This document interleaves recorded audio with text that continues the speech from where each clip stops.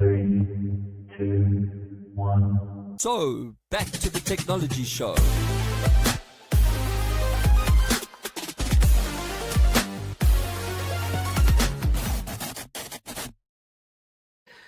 It is the technology show where we translate geek into regular speak. I'm Brett Levy. I'm your host this week. Got a little bit of an echo coming through on my microphone, so hopefully it's not too bad on your side.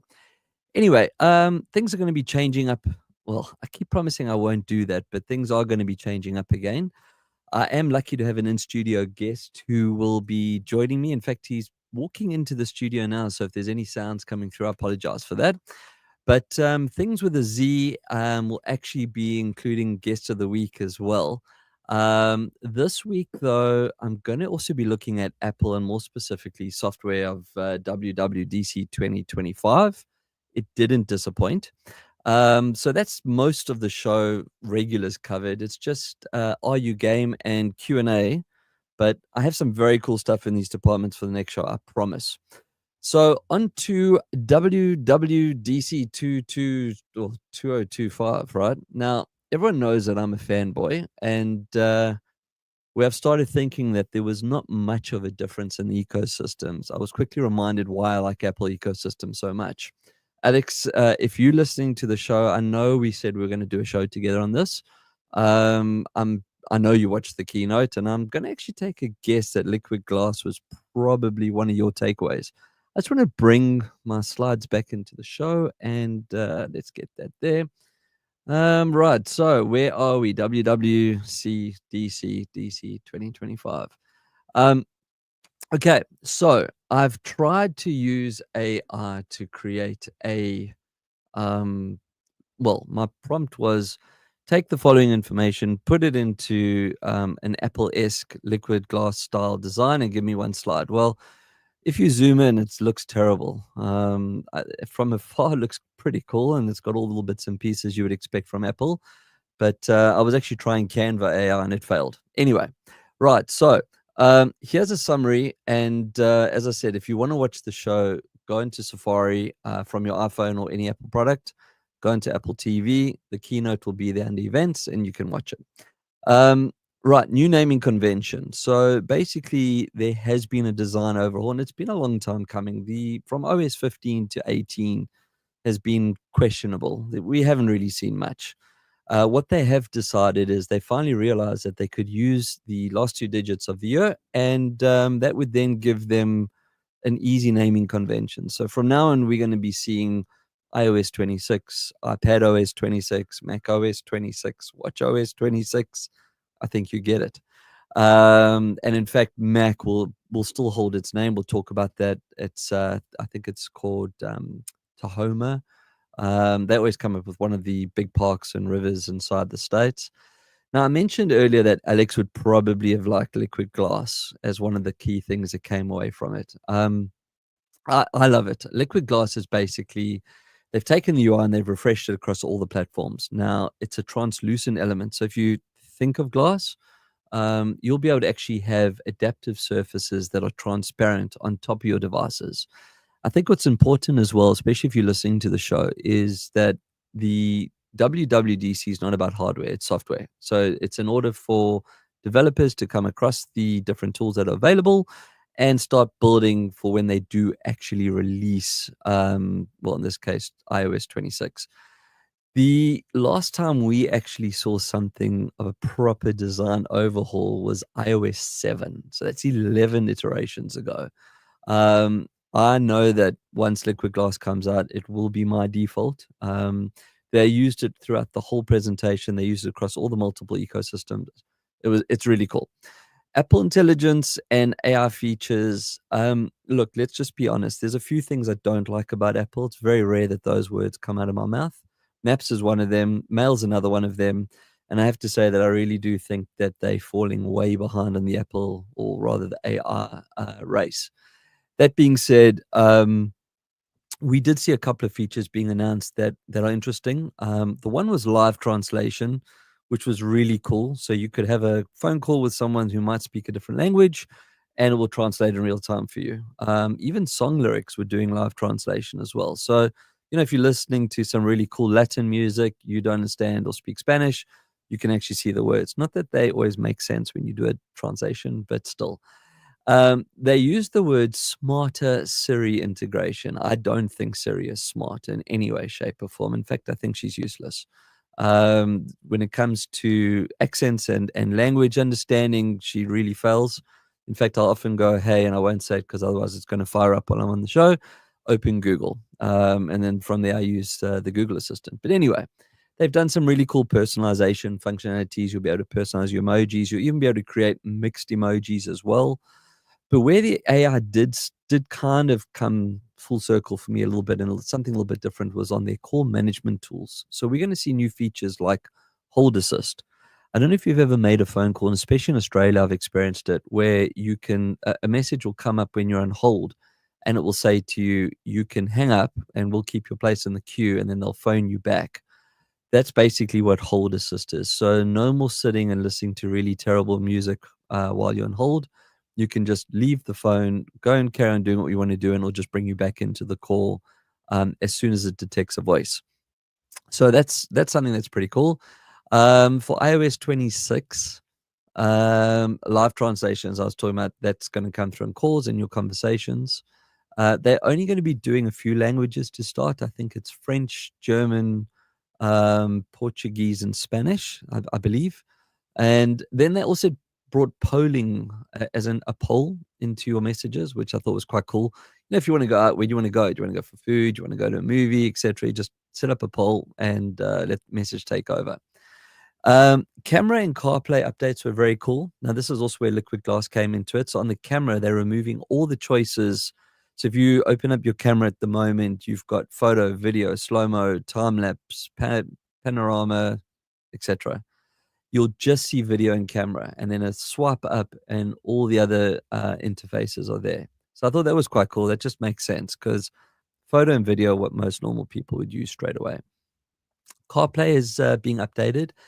The examples that they showed of CarPlay were pretty cool. They were quite intelligent. They were bringing across a lot more experiences that are missing from the CarPlay app. They have a thing called CarPlay Plus, which is only available on, well, let's just be honest, on high-end cars at the moment.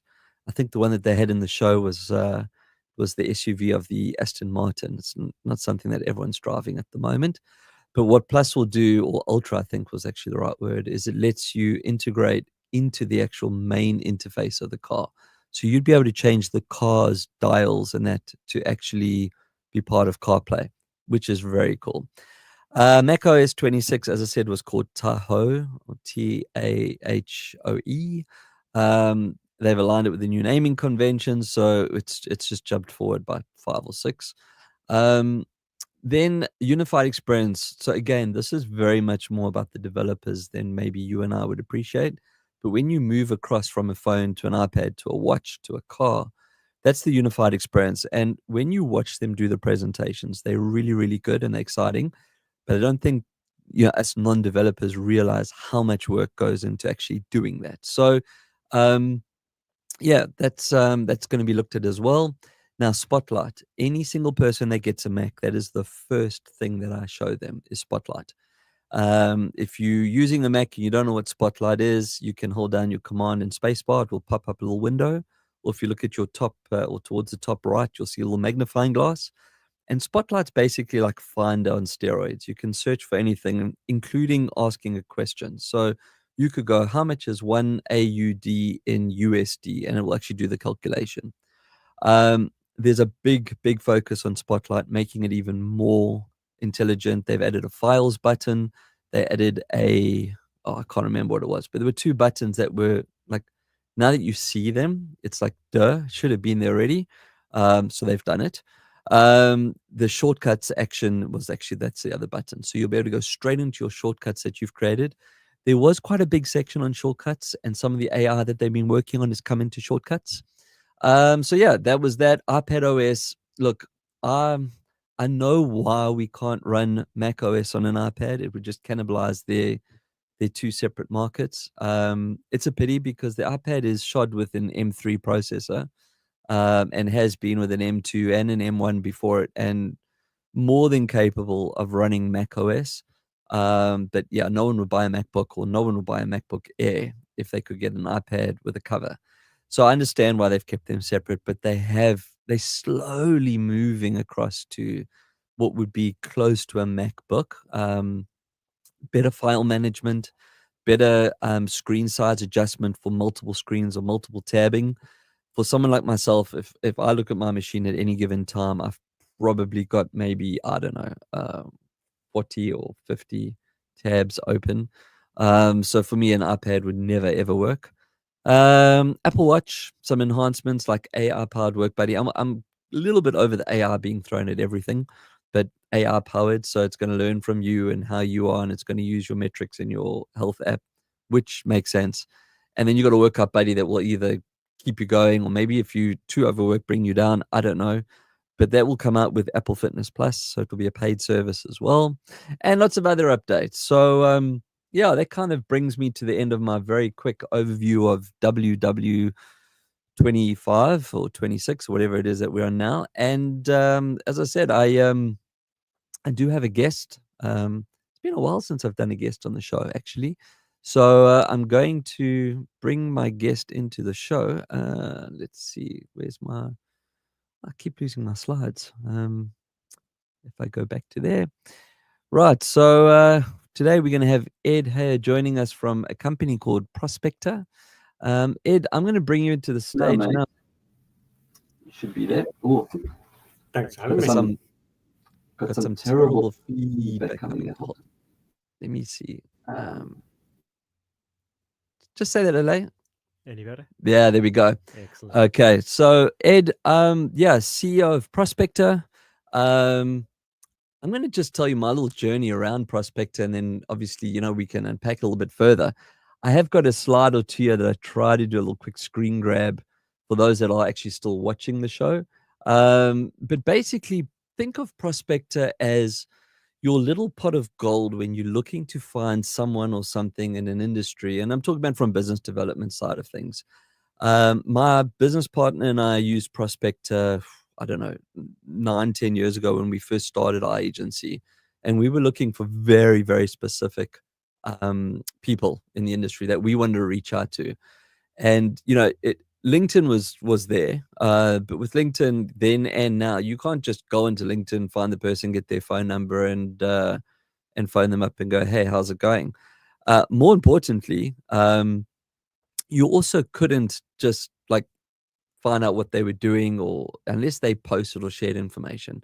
And that's what Prospect was all about. And we'll unpack that further with Ed now.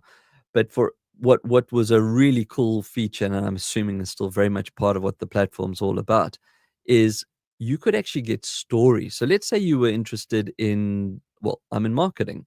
Prospector would be set up that it would actually tell me about maybe a new marketing director starting at company X, or maybe someone winning a piece of business. One agency wins a piece of business, and so on. Those are the sales calls. Those are the calls to go, hey, well done, Brett. You've just won company X. We specialize in Z, and so on. I should leave X off it, otherwise people are going to think we're talking about Elon. But let's go. Let's leave the screens now. Let's go into full screen. Have a little chat. Ed, welcome to the show, mate. Thank you for having me. Did I kind of get that right in a high level as to the little pot of gold and that, or no? Yeah, no, definitely. I always love it when a user of the tool is interviewing us on what we do. It makes my life a lot easier for sure, and especially a champion. You mentioned, Brett, that you used us 9 years ago and loved us then. Obviously, the platform's come tenfold since then, which I'll be able to share with you guys today. Well, sounds good. Well, I think before you kick it off, so basically, it's only Australia based. Is that correct? To the information, or is Australia and New Zealand? Australia and New Zealand. All right. So, because we've got guests that listen all over, so I don't want to get them all excited and they go, okay, well, I've just signed up and I can't do anything. Are there plans to go international, or is this it's an Australian business or ANZ business and we're staying here? I think at the core, we will always be an ANZ business. Yeah. We have experimented over the last year or two, bringing in a lot more foreign data. So we've got businesses from Asia, the UK on the platform as well. Okay. But 90% of our data is ANZ, and that's almost kind of what separates us from other lead gen platforms, is our ability to be super local. Yep. In our data. And that's not a bad thing. It's definitely not a bad thing. Excuse me. So, right, I think I tried to do the intro as best I could, and I was doing it from a user's point of view as well. And I think just to also put out there, and most of my listeners will know this, I'm a huge LinkedIn fan. I really am. I was part of the first 1 million users on LinkedIn when it first started. In fact, I was number 600 and something thousand. I got a letter from Reed himself thanking me, and this was just before the Microsoft acquisition. I wish I knew where that letter was. It's definitely one of the tech pieces I like to keep. But LinkedIn doesn't do what Prospector does. And I think that was another reason why I also wanted to get you on the show, was just to, maybe go through some of the nuances. So yeah, take us through the journey and some of the use cases as well. Yeah, definitely. So as you mentioned, Brett, we're playing in lead gen space. I guess what separates us from your LinkedIn's and other kind of traditional lead generation providers is we do things on a insight-led approach. So think of it as we're identifying commercial triggers within the businesses, so it allows sales professionals to better identify opportunities. Okay. So you gave a really good example earlier around marketing appointments coming in. So what our content team will do is they'll look at a business X. Again, don't want to talk about Elon here, so not get all political. But they will look at business X and go, right, there's a new CMO who's just entered the business. But what we now do, which is obviously the product has grown over the last couple of years, is we look at where that CMO is coming from, what they have previously done, how they like to go about their business, what the business they're entering has done. And from a media and marketing standpoint, which was the example you gave, where have they traditionally spent their money? We're talking different media types and formats here. We'll take that information, we'll then combine it with the new person coming in. We'll then add a bit of extra layering on there in terms of what else the business has been doing, who their competitors are. And then within a short, snappy insight, you're getting high-level touch points. And it all came from a CMO getting appointed. And there we go. Well, I want to actually use a real example, and this is recent. This is a couple of months ago. And I think this also attests to the local personalization and what makes the product so powerful. We're broadcasting from the We Love studio, and part of our mandate is to look after our in-house brands. One of them is Naked Accounting, and we've got we had a show. Sorry, it wasn't Naked Accounting, actually. We were looking for accountants for a show we were doing for Lightyear Group, which is another one of our companies, for an event that we held up called LYD 25. And we were looking to invite accountants and financial advisors to this event. And, you can buy lists, and the lists are available, and you can go into LinkedIn and so on and so on. But we were battling to find in specific areas. And I'm talking about postcodes, not just like Townsville. We were looking in really specific areas. And the thinking behind that was, these are people that could definitely benefit from coming to our event. They wouldn't know about it. We don't know about them, etc. So I went into Prospector. Got to give a shout out to Alex, because he helped me with this one. Not my Alex, your Alex. So I mentioned Alex at the beginning of my show. So we went into Prospector and we typed. We said, we're looking for financial advisors, we're looking for accountants, etc. in this postcode. And we got 51 people and all companies that weren't on our books. Hadn't heard of them, hadn't seen them before, hadn't engaged with them before. And we went old school. We actually did a pamphlet drop. We printed our printed material because we got the addresses off Prospector, and we went around and we dropped. Now, I don't know how many of those people A, signed up to come to our event, or B, came to our event. I don't know. I'm not part of the RSVPs.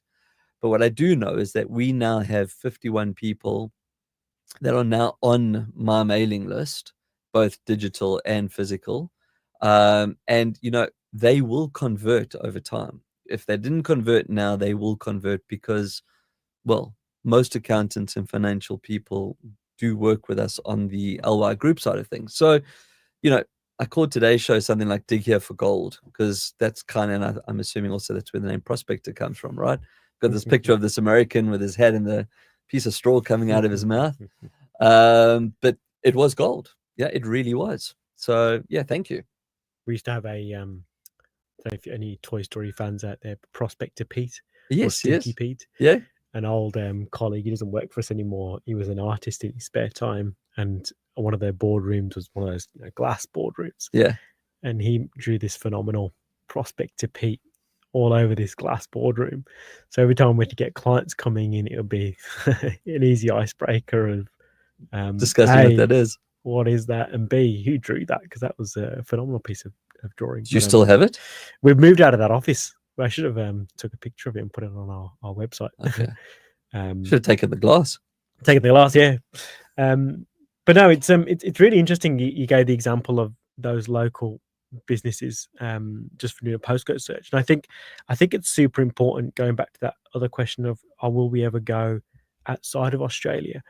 It's almost it's kind of our USP, how we can be super localized, because as you know, the Australian market is very different to how media is sold to the US or the UK market. So it's super important for us to be able to give people like yourself and some of our clients decision making capability here in Australia. Yep. So even when you're talking to a Coca-Cola or a Tesla, or whoever these big brands are, you want to be able to be connecting with people that will make decisions on the ground here. And I think that's our strong suit ahead of some of our other comparable players, and even LinkedIn to an extent. And it's interesting you brought that up, because I too am a big LinkedIn fan. It's almost like we get lumped in with the Sales Navigator conversation a lot. Yeah. And we still do today. I had a new business demo yesterday morning, and the first thing they said to me was, we use LinkedIn Sales Navigator, and tell me why you're different. And okay, well, tell us why you're different. Yeah, it's probably a good segue, actually. I think that the difference between us and LinkedIn Sales Navigator, LinkedIn's going to give you a nice personal approach and I'm talking in personal from an individual's perspective. So if I wanted to connect with yourself, Brett, on LinkedIn, I can get a nice understanding of where have you been, what you're doing, what your activity is like, who you are as a person. Right? Yep. But what Prospector will do for you is it will give you that added layer on, well, what is We Love Marketing all about? What is Naked Accounting all about? What are they doing behind the scenes at your organizations? Yep. That would help me better strike up a conversation with Brett to make sure I'm engaging with you on things that matter in your organization. Because at the end of the day, everyone's selling solutions, right?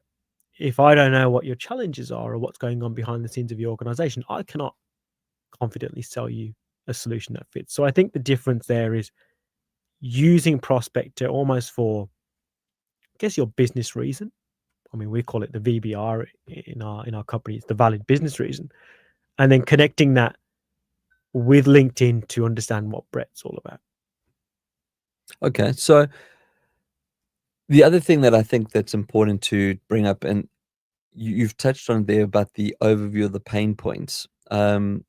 When I use Prospector, so I mentioned 8 years ago, 9 years ago, wherever it was, that Ari and I first came across Prospector. And you and I have had this chat. The person I dealt with was also Brett. So it was like, when he was sending emails, it looked like he was talking about himself in the first person when he was asking for support. It's like, can Brett get this as well, please? And I could just imagine your tech guys going, a little bit of delusions of grandeur. Yeah. But what I really loved about it, and you say that the platforms evolve, so maybe we can use this to unpack it further. There were news feeds that came through. It was almost like a daily news feed. Now, where I find the big difference with Prospector versus LinkedIn, and I have got Sales Navigator as well. And I've actually, LinkedIn's become very impersonal, just by the way, because with AI, there's scripts that can run and can do all kinds of things.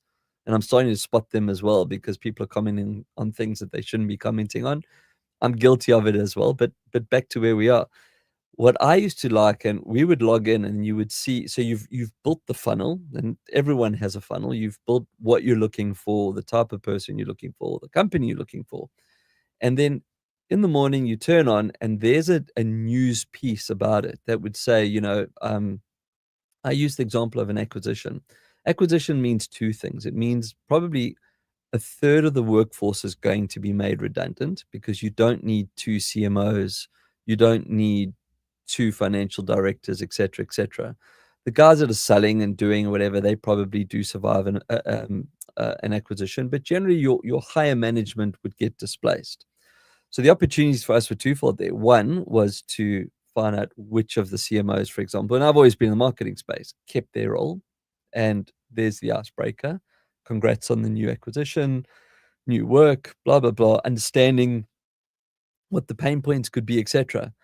But there was actually an added nugget there. The person that was going to get booted out, I would then try and follow that person to see where he or she's going, because now there's a second opportunity that's being created. This is someone that's going to be going out there and doing something.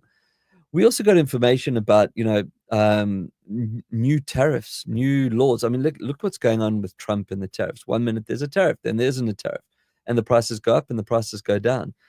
You're in software. I got an email this morning telling me my price is going down on Asana. I've never seen a product go down in price ever. Now, are they feeling the strain? Is there a competitive tool out there that's eating Asana's lunch and they trying to look after us? I don't know, but I mean, it went down by about $20.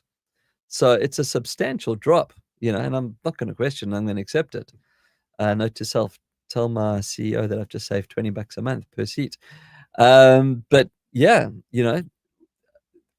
how has that evolved? Is that still the DNA of Prospector? Is that still what this is all about? I don't have a screen on you. I tried to find a screenshot that I could put up, but a lot of people listen to the show. So let's talk about how it would work. Take me through what happens when I log on to, I've now got my account and I've logged on to Prospector. What happens next?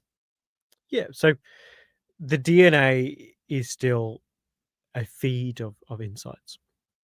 So when you would log in, you are now presented with a pretty schmick dashboard, which will have a personalized feed or news feed of insights that match your search criteria.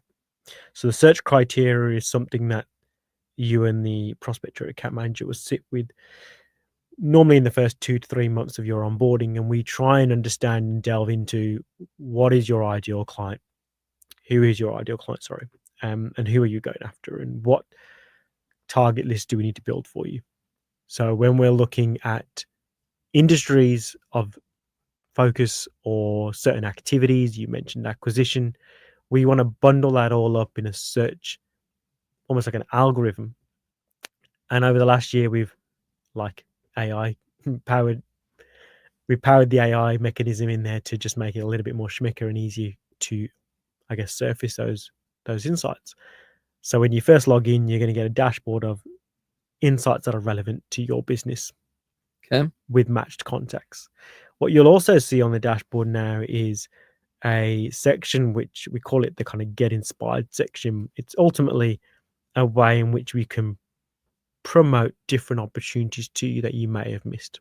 Okay. So, for example, if you were looking at, an accountancy firm and you were targeting that particular sector and you had a bit of a hit list yourself to go after, but there was an accountancy practice over here in, doing their thing, but flying under the radar, going after seed funding, raising 10 million in capital, all of a sudden bringing on 20 new employees in the space of 3 months, things that are happening.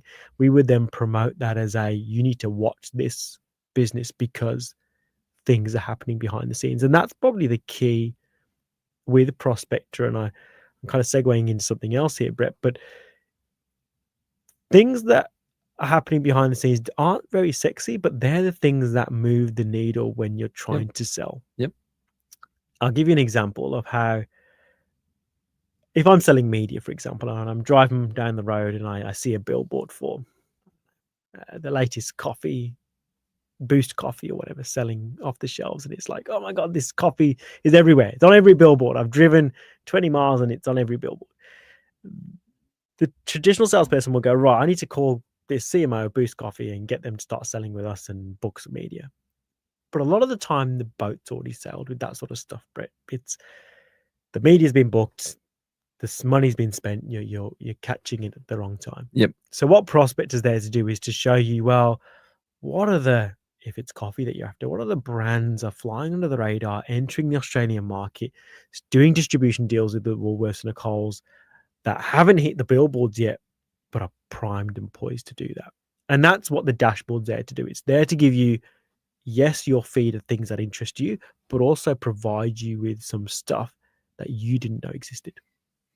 And it's actually so true that you say that, because every opportunity that you identify in real time is already passed. It like you said, the billboard's up. You're not going to be able to phone the company and go, hey, I got a great idea. Let's put up a billboard on the M1, you know. The other thing that I wanted to pick your brains on as well is obviously the sources where this all comes from. So, because I mean, that's obviously, you know, you've been doing this a long time. I'm not expecting you, KFC is not going to give me the secret to the 21 herbs and spices. But if you can kind of maybe outline where this comes from, where the information comes from, because I think, I mentioned at the beginning of the show that I'm a little bit over the whole AI thing. And don't get me wrong, I love AI. We're busy setting up a We Love AI division. But the idea behind it is to actually show people AI is not new. It's been around since the 50s. ChatGPT's made it famous and all these wonderful things. But it's not new. But all of a sudden, everyone's now AI, and I'm seeing AI appear everywhere. And I'm sure that there's AI tools, but the problem with AI is that we're starting to rely on it and can actually hallucinate. So where are your sources? Like, and you weren't always using AI in the sense of, the engines that we currently have. You've been going for a long time, way before ChatGPT. So if you can share, and Yeah, definitely. So look, probably going 20 plus years back, there used to be newspapers in the offices. a newspaper. What's that, Ed? I'm guessing you got a variety of different generations on this podcast. We do. Some will know what a newspaper is. They'll even know the Yellow Pages. Wow, Yellow Pages. So going into the modern sources we use. Look, we track probably close to 3,000 sources, and that is anything from the Australian Fin Review to startup sources to Australian Leisure Management. A variety of different sources, some behind paywalls, some behind public domains. And then what we do is we collate all that source intel, power it up with, like you say, AI, which has been around for many years, to provide us with those golden nuggets, as you said earlier. And that's when our content team will pick out those nuggets, elevate them, add on the secret recipe to then present you with an insight that's going to convert, or at least present you with an insight that opens up an opportunity. Now, sourcing has over the years, expanded into different ways. We now also track trademarks. So that's another source for us. We call trademarks almost like the birth of a campaign, because the reality is, if old mate is filing a brand campaign or a logo, they're going to use it in some format. So if you can capture them at that filing stage, all of a sudden, the guy you're talking to about it is going, how did you know I filed the campaign, Brett? and anyway, you've called me at the right time, so let's have a conversation. So I think our sourcing has definitely become smarter, but it still has a kind of manual scraping element to it. And I don't think we'll ever lose that, because as much as AI is going to speed things up for us to make things a lot more efficient and a bit more sexier and fun, it still requires somebody in our content team to understand where the opportunity is, so we can present that to people like yourself and our subscribers. Now, whether that changes down the track, who knows? But I think at this stage, that has always been the DNA of what we do. Yep. And the other thing was, and I don't know if it's still there, is phone numbers. I was always amazed that most of the leads, and I think this, you were talking about Sales Navigator and LinkedIn earlier. That was one thing I'm surprised you didn't bring up, is the fact that even with Sales Navigators, which is paid, right? It's $130 or something a month for the starter, you don't get a phone number unless that person on LinkedIn, which no one does, actually puts a phone number. Whereas with Prospector, I was not only able to get the insight, I was smiling when you were talking about the trademarks, because I've done that twice using Prospector, where I've gone in what we call early, right, and just say, oh, there was a discussion about something in a new brand name, and I thought this would be a perfect brand idea for you. That's why I thought I'd give you a call. And there's silence on the other side of the phone, right? It's like, we've just filed a trademark on that. Really? No way. Did you? Well, let's talk about it, how we can take that to life. We've already done the research. But you had phone numbers there. Now, that's how? Was that part of the magic? Or Yeah, definitely part of the magic. A lot of our subscribers, Brett, and the way because we are a lead generation tool, so there is an element of sales training with what we do as well.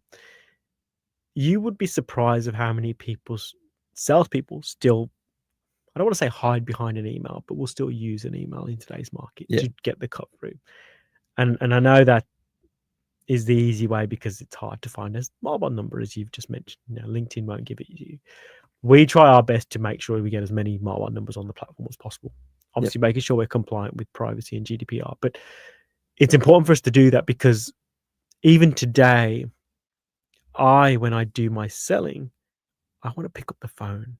I want to talk to the other CEO on the other line, or the CMO, or whoever it is I'm trying to reach, because that's just the way I can get through the noise. Because the reality is your email is going to be stuck in amongst a whole pile of other emails that are probably going to hit the junk folder.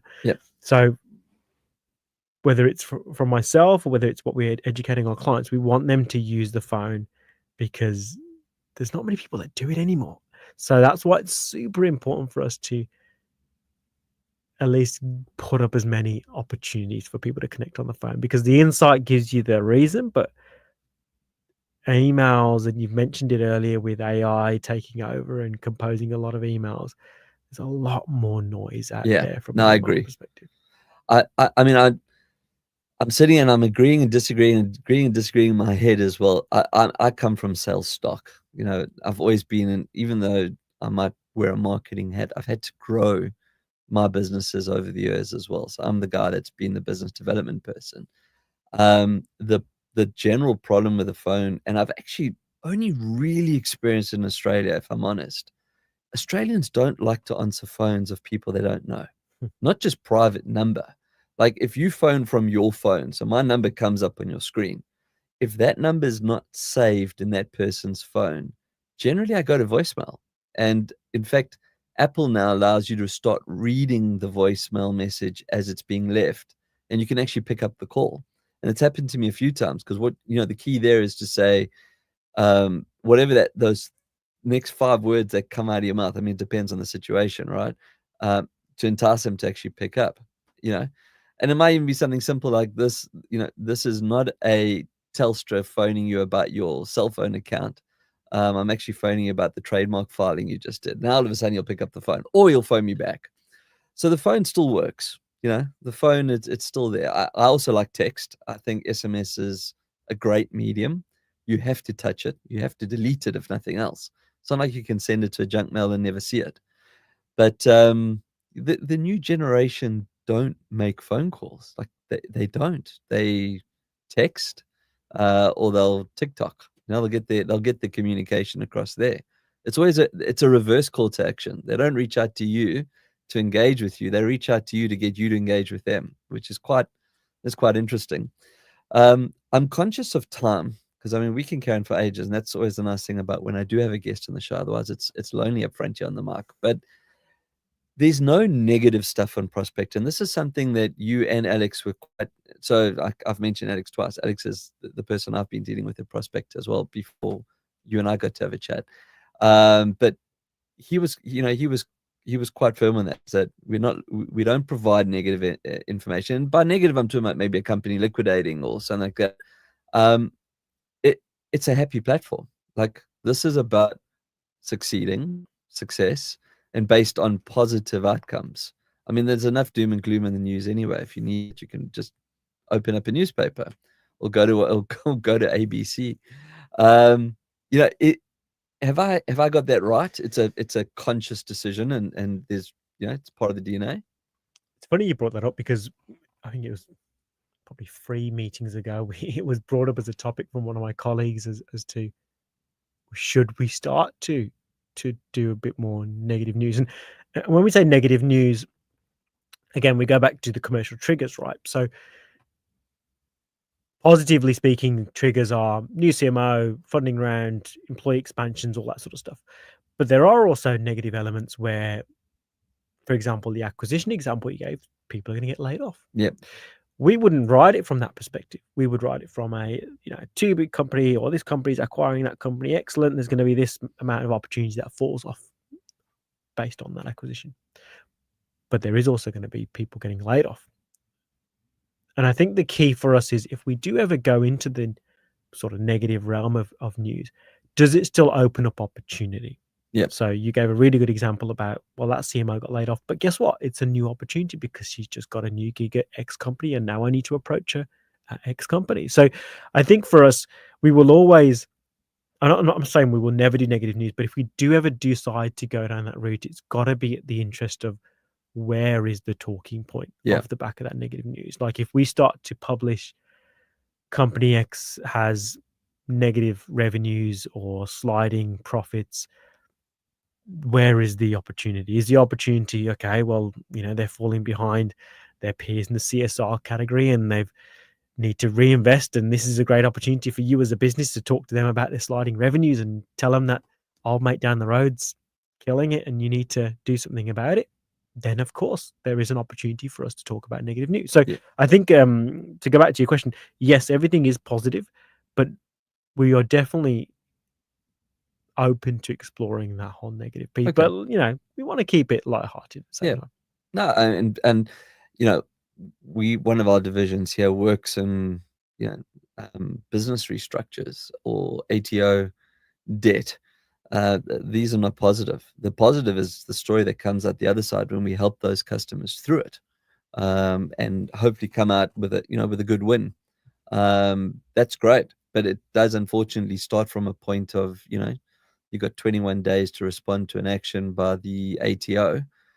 No one's going to publicly jump up and down and say, "Hey, look what happened to us." We've just been thrown under the buses of financial doom.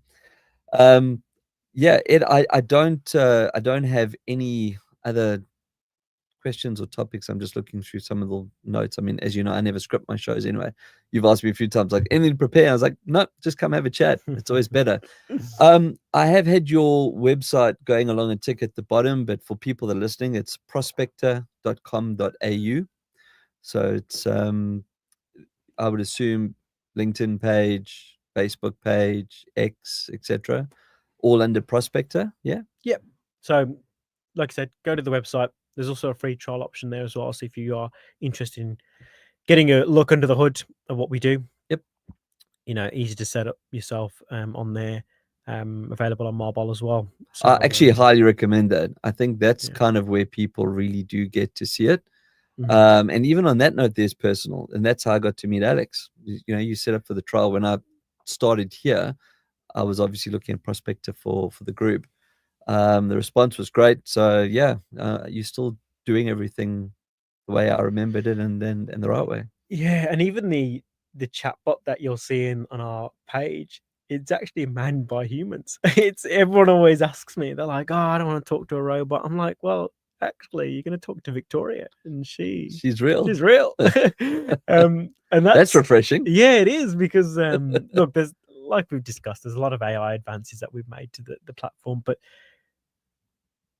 we've been born in Australia, we're very localized. We want to keep the DNA moving. We want people to still interact with people like Victoria who can help support them in the platform. Like, AI does brilliant things, but sometimes you just need a little bit of a human approach to connect and get what you need. Well, as I said, we did the old school. We actually sent out something physical in the mail. I don't know if my son even knows how to open an envelope, let alone take an envelope to go and get it posted. But and I've had a couple of those experiences where I've jumped on the chat bot and I've said, "Are you human?" Because normally you type the word human and then the bot will kick in and go, "Yes, I'm transferring you now." But I actually asked it, and the response came back and said, "Well, we can't tell you." And I was like, "Okay, that was cool. Now I know you are." But I like that. They're still trying to play behind the AI side of things and just show how clever it is. But it still was a human touch point, which is great. Ed, thank you. Thanks for coming on the show. As I said, it's been a while since I've had a guest, and I love having guests. So anyone else listening out there, I put it in the post afterwards as well. You want to jump on the show, you don't have to be in Australia. More than happy to do it remotely. Think COVID when we all jumped on video calls. But for now, sitting here at the We Love Marketing podcast studio. So we are in the flesh. We're real. Hologram. Hologram. Ed, yeah, thanks very much, mate. And to all the listeners, that takes us to the end of the show. So until next time, keep your screens clean and your